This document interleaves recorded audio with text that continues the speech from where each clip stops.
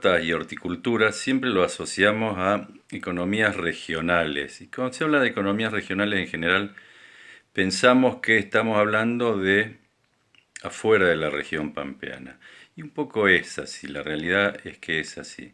Entonces nosotros tenemos por un lado la región pampeana, que es la base del modelo agroexportador, y las economías regionales productoras de specialities. La región pampeana commodities, cotizan en la bolsa de cereales, soja, maíz, trigo, bueno, y otros cereales más, pueden ser sorgo, girasol, pero en general no son más de tres o cuatro y es la gran producción de esta región pampeana. Pero también en provincias más alejadas existe este tipo de producción, existe la agricultura extensiva. Y también en nuestra región pampeana y en nuestra zona acá cerca hay lo que denominamos economías regionales, que encima las pampeanas, las de nuestra zona, son menos atendidas porque justamente por eso cuando se habla de economías regionales estamos pensando en otros lugares. Eh, entonces, un poco me pareció interesante tratar de entender la historia de todo esto, cómo se generó este modelo agroexportador y esta división en la agricultura pampeana y en las economías regionales, cómo evolucionó y dónde estamos parados. Por eso invité a la profesora Vanessa Marsili, que bueno, conoce mucho de este tema y bueno, fuimos compañeros de trabajo en la Escuela de Paraíso durante muchos años y tiene una visión muy interesante, muy sintética y simple de un fenómeno histórico que ha sido muy complejo. Hola, buenos días. Soy Vanessa Marsili, profesora de Historia y de Geografía y especialista en docencia universitaria. La idea de este video es de tratar de hacerlo lo más corto, conciso y explicativo posible para poder darles un panorama de por qué Argentina cuenta hoy con un modelo agroexportador como base de su sustento económico, ¿no? Como profesora de historia siempre he considerado que la historia no estudia el pasado, como comúnmente se cree.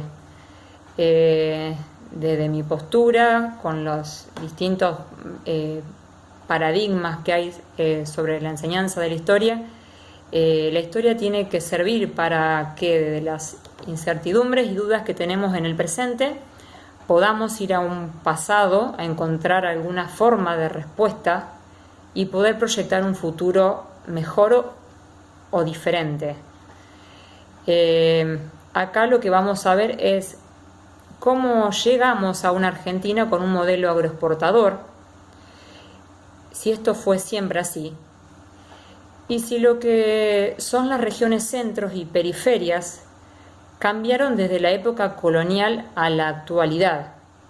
Hoy está claro que la región centro es la región pampeana, ¿no? Por excelencia, y el resto son las periferias. ¿Esto ha sido siempre así? Bien, para eso vamos a remitirnos a cuando fuimos colonia de España. España focaliza su economía, integra una economía en estas tierras, en lo que fue el Virreinato del Perú, luego lo que pasamos a formar parte del Virreinato del Río de la Plata, en torno a la explotación minera. En el Virreinato del Perú, por excelencia, Potosí. ¿Cuáles van a ser aquellas regiones que quedan luego para el territorio argentino, que estuvieron como subsidiarias con una importancia económica? Dependiendo de la economía de Potosí, van a ser las regiones del norte, Cuyo, centro y algo el litoral.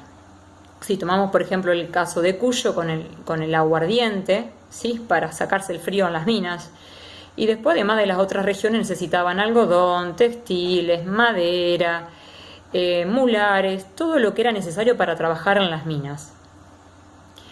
Ahora, ¿qué sucede?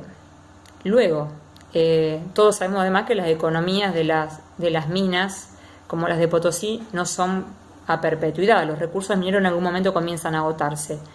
Pero, paralelo a ello, tenemos la ruptura con el poder colonial, ¿sí?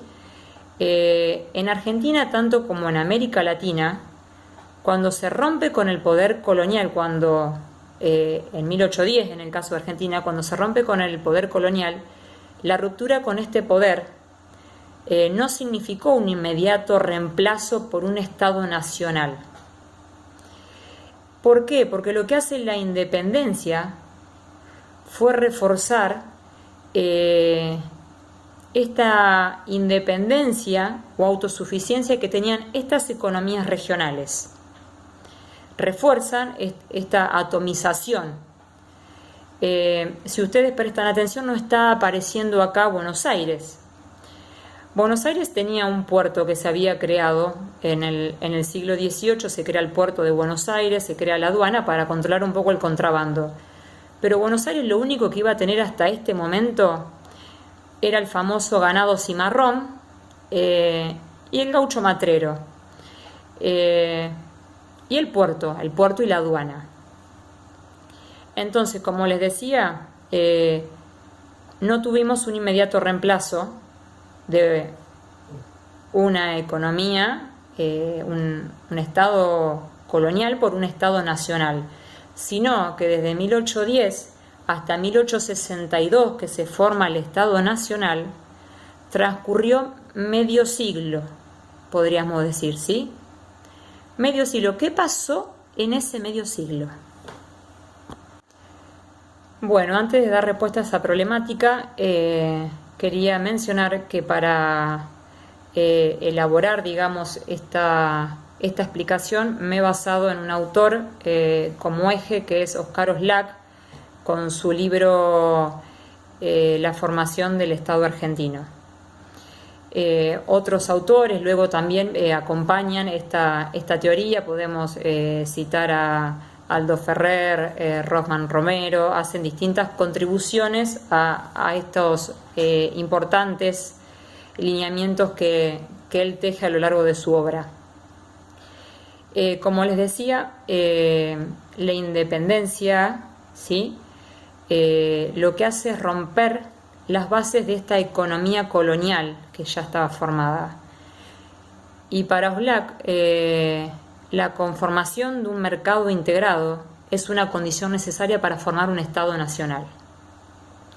La independencia, sabemos la mayoría, que fue, digamos, resultó de acontecimientos externos más que nada y no de deseos internos, por lo que, una vez dada la independencia, ante la falta de proyectos alternativos, lo que va a surgir es una lucha por el poder entre aquellas provincias que lo tenían ligados a la economía colonial, como eran Noroeste, Cuyo, Centro y algo el litoral, y aquellas regiones que nuevamente, desde ahora, por los movimientos independentistas, comienzan a querer tener el poder, en este caso Buenos Aires. Vale decir aquí que para conformar un Estado nacional, los tres componentes que tienen que estar sí o sí son economía, nación y sistema de dominación. Entonces, ¿qué tenemos desde 1820 aproximadamente, donde hasta ahí se dieron algunos intentos por centralizar el poder que fueron fracasando, todos esos que ustedes habrán sentido nombrar en la historia como primer triunvirato, segundo triunvirato, asamblea del año 13 y demás? Bueno, todo eso fueron todos, lograron algunas cosas, pero truncaron en lo que era la idea de conformar nuevamente este proyecto de Estado-Nación. Entonces, desde 1820 hasta 1862, donde sí logramos formar un Estado nacional, lo que vamos a tener ahí son luchas por el poder. Encarnada en los caudillos, la famosa historia de los caudillos, luchaban por el poder. ¿De quién se iba a quedar con el poder? Reitero, ¿por qué? Porque para formar un Estado nacional tenés que tener una economía integrada, tenés que tener un sentimiento de nación y tiene que haber una dominación. Entonces, la conclusión es que la conformación del Estado argentino implicó la subordinación de los intereses de las provincias del interior a los intereses de Buenos Aires. Si lo miramos desde el hoy, Buenos Aires hoy sí, con una economía pujante y floreciente gracias a fértiles llanuras, a la ganadería, a la agricultura, está claramente notable de que implicó sí, de que muchas veces no se tengan en cuenta lo que son las economías regionales o poco se habla de las economías regionales. Tenemos en nuestro Estado-Nación hoy economías que con mucho sacrificio y que a veces en pugna con los productos que ingresan por vía del mercado mundial, pero son economías pujantes. Si seguimos tomando, por ejemplo, lo que es la zona de Cuyo, con lo que es su producción vitivinícola, que logra insertarse en el mercado mundial con una impronta fuerte. Provincias que también están relativamente bien con sus circuitos productivos, como son provincias como Tucumán, Salta, pero por otro lado tenemos aquellas provincias que hoy pasaron a ser totalmente periféricas y poco tenidas en cuenta desde este nuevo Estado-Nación, ¿no? Por eso, bueno, si retomamos la pregunta inicial, si centro y periferias cambiaron desde la época colonial a la actualidad, la respuesta es muy clara. Buenos Aires en la época colonial no aparecía más que por contrabando y se crea ahí una aduana para frenar precisamente este contrabando. Por último, quería tomar en cuenta esta cuestión. A ver, ustedes se pueden preguntar quizás, ¿no tuvimos otra opción? O sea, ¿por qué tenemos industrias? Si hay industrias, sí tenemos industrias. Quiero citar acá en esta parte a un autor, Eduardo Galeano, con su libro Las venas abiertas de América Latina. Si vemos la historia argentina, vemos que nuestra historia ha estado siempre dependiendo de un afuera, de un mercado mundial. Como dice él, primero bajo la órbita de España, luego lo fuimos bajo la órbita de Inglaterra, viendo a ver qué producto necesitaba la potencia de turno. Luego fuimos bajo la órbita de Estados Unidos. Hoy sabemos ya en el siglo XXI que Estados Unidos ha dejado de ser una potencia porque no encabezó lo que fue la revolución en robótica e informática que llevan adelante los llamados tigres asiáticos. ¿Argentina tuvo oportunidades de desarrollarse industrialmente? Sí, más allá de que tuvo épocas de esplendor, de muchísimo esplendor con su modelo agroexportador, donde hemos estado hasta quintos en lo que era a nivel económico, quintos por decirles en el ranking mundial, donde se nos fue llamado el granero del mundo. Tuvimos épocas, por ejemplo, en 1930, cuando fue la caída de las bolsas de Estados Unidos, la famosa caída de las bolsas de Wall Street, que empezamos una etapa que fue conocida como el proceso de sustitución de importaciones. Ahí empiezan algunas industrias a producir lo que se importaba, porque no quedaba otra, porque había un mundo que había quebrado. Entonces no había otra opción que empezar a producir lo que traíamos del exterior. Podemos decir acá en esta zona el ejemplo, lo que fue Somisa, después con sus distintos cambios de nombres y de firmas. ¿Qué es lo que pasó? Siguen al día de hoy. ¿Por qué no pudimos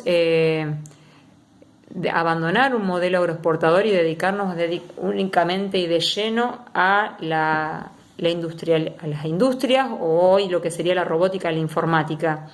Porque nunca pudimos llevar adelante un proceso de industrialización genuino. Si ustedes se ponen a ver las fábricas que tenemos en la actualidad, hasta los polos tecnológicos que tenemos trabajando en el sur, y miran las cosas que tienen en su casa, por más que digan fabricado en Tierra del Fuego, fabricado en Argentina, y analizan sus partes y miran sus componentes, son todos componentes que vienen de los países productores de estas últimas innovaciones tecnológicas. Entonces, siempre nos faltó eso, siempre nos faltó el conocimiento genuino para poder producir la tecnología que tienen los otros países. Si a mí me preguntan cuál es, como educadora, la ecuación básica que han hecho los otros países y no Argentina, es que educación y mucha inversión en educación produce conocimiento y el conocimiento produce tecnología. Son países, los demás, que han invertido muchísimo en educación, cuando en Argentina hasta el día de hoy lo que se invierte es muy, pero muy poco. Espero haber sido lo suficientemente clara y cualquier cosa pueden dirigirse a mí por preguntas. Muchas gracias.